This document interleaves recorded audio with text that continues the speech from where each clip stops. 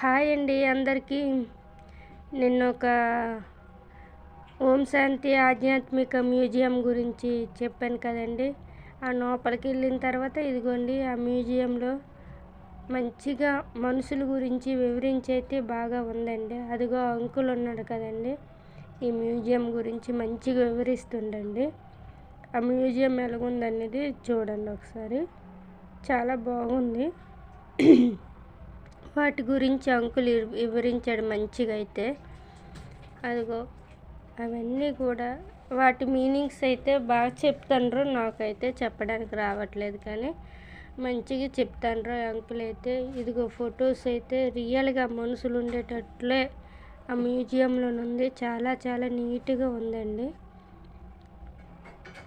ఈ వీడియో మీకు నచ్చినట్లయితే లైక్ చేయండి, షేర్ చేయండి, సబ్స్క్రైబ్ చేయండి.